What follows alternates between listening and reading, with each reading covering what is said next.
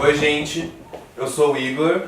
Sou a Paula. E hoje a gente está aqui com uma convidada mais que especial, que é a Vivi Almeida. Tudo bem? E a gente vai estar falando um pouco sobre censura na arte. E aí eu acho que eu queria começar perguntando, assim, jogando essa pergunta. Por que será que em pleno 2017, onde tem tanta liberdade de expressão que foi conquistada, né, a censura está se mostrando tão potente contra as expressões artísticas, né? Essa contradição tão forte rolando, o que será isso, né? E aí, como que será que a gente responde essa questão? Acho que não tem muita resposta, né? Não tem. Uma específica. Existem acho que várias questões, né? Reflexões. Que vem dessa construção toda, né, que tem a ver com política, tem a ver com o mundo, de como ele é entendido hoje, e qual é o objetivo das pessoas que estão nessa dominação, né, desse mundo, principalmente nos cargos políticos, né? Sim. E fora os cargos políticos também a força da moral religiosa que está retomando, né? Que até então tinha dado um tempo disso, a igreja não tinha mais tanto poder em relação ao que você vai fazer com o seu corpo ou não. Isso estava meio que se desfazendo. É um poder da igreja que está atingindo âmbitos que não são a ver com a igreja, que não são da religião, né? Porque é um poder político que está invadindo mesmo.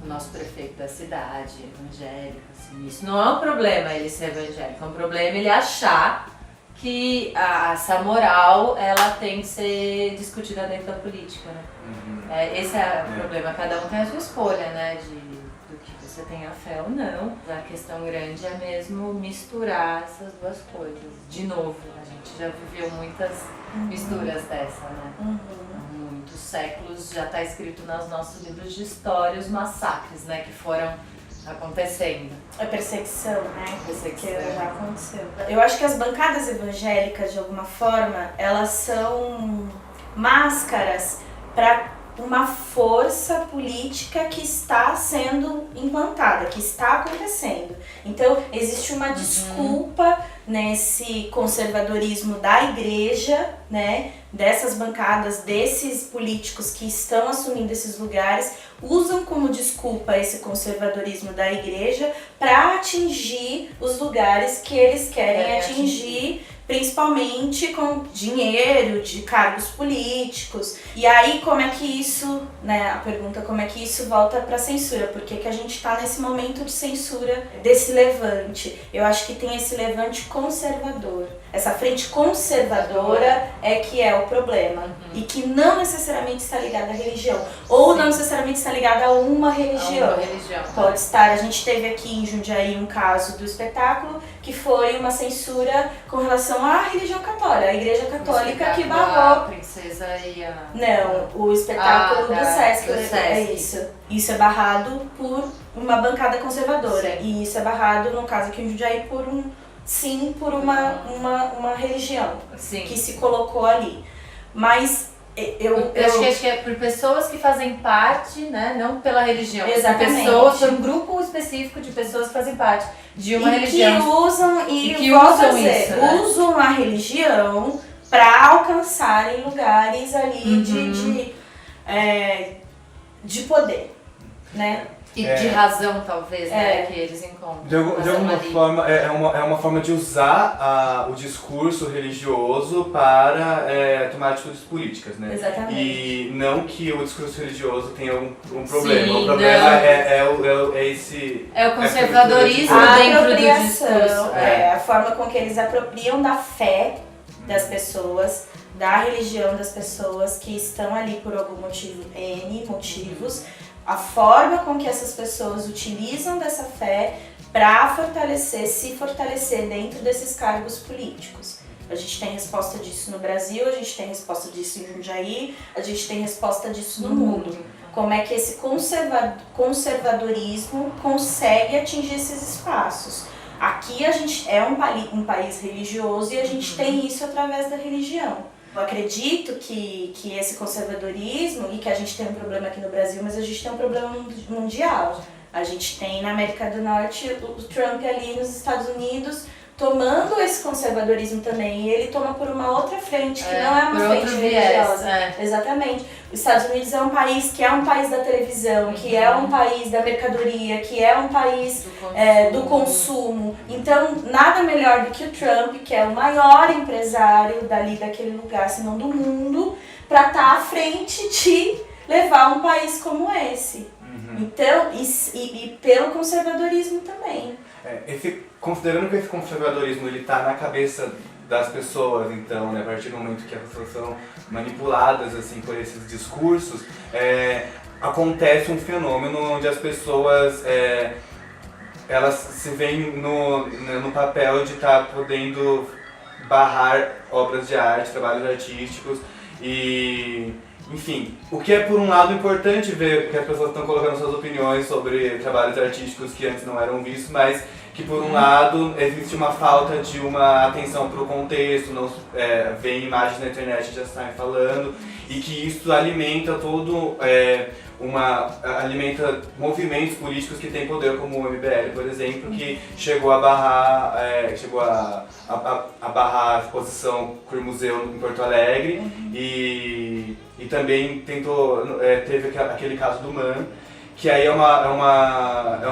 é onde aparece o nu, né? É uma situação onde tem esse tema polêmico que é o nu na obra de arte, que em muitos casos sempre foi, né, algo que existiu nas obras de arte, mas que nesse contexto causou um choque que levou as pessoas a dizerem que aquilo não é arte ou que aquilo não deveria estar ali.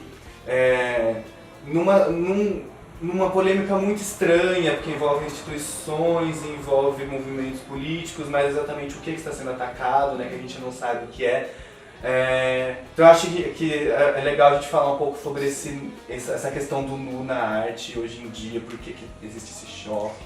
A gente tem uma série de casos sendo expostos na mídia de censura de trabalhos artísticos, e um que chamou bastante atenção, uma performance do Wagner Schwartz no MAN, onde ele ficava nu, né, deitado, e aí as pessoas interagiam com o corpo dele, e aí um vídeo foi publicado na internet de uma criança que interagiu com o corpo dele naquela situação, e ele foi acusado de pedofilia. Então a gente tem aí uma questão muito polêmica que é o nu na arte, que estranhamente é polêmico, porque sempre existiu, né, o nu em trabalhos artísticos de todas as linguagens, mas nesse caso aí aconteceu de uma acusação de pedofilia, que é uma coisa muito pesada, né?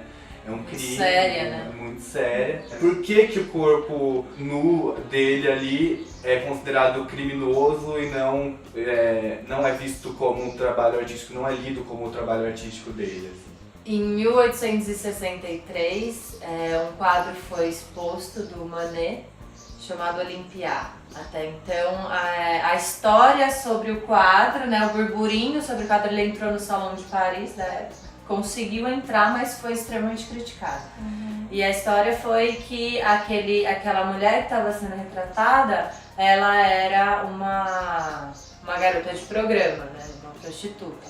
Então, eu acho que a gente pode falar não só do corpo nu, mas que corpo é esse nu que incomoda, né? Que corpo nu é esse que incomoda a gente, incomoda a sociedade, né?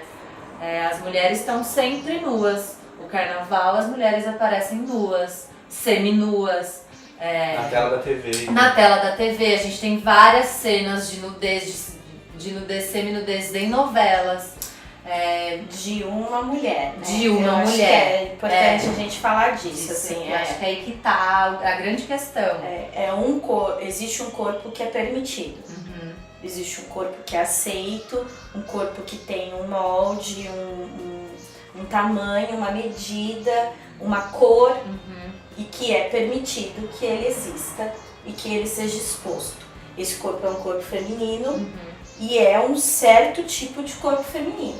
Todos os outros não. Então a gente tem a aceitação do corpo da mulher no carnaval, mas aquele corpo daquela mulher, né? Eu sou modelo vivo há 3 anos e sou atriz também num espetáculo em que eu fico nua. E como modelo vivo eu também fico nua. E eu acho interessante a gente pensar as formas de representação mesmo na arte desses corpos. Eu fico pensando, em 3 anos eu não sei quantos quadros meus foram pintados ou quantos desenhos meus. Eu também posei para aulas de cerâmica, de escultura, quantas cerâmicas minhas existem por aí. Mas eu fico imaginando isso daqui a tempo, como vai ser essa representação. Claro que eu sou só uma modelo, né? Eu não sou um destaque, uma Mona Lisa, mas Mona Lisa também era uma modelo. Mas eu sou modelo para estudantes, né? Para pessoas que estão representando esse corpo, o meu corpo. Meu corpo negro, meu corpo gordo, meu corpo de 31 anos, né? O meu corpo pobre, o meu corpo de mulher.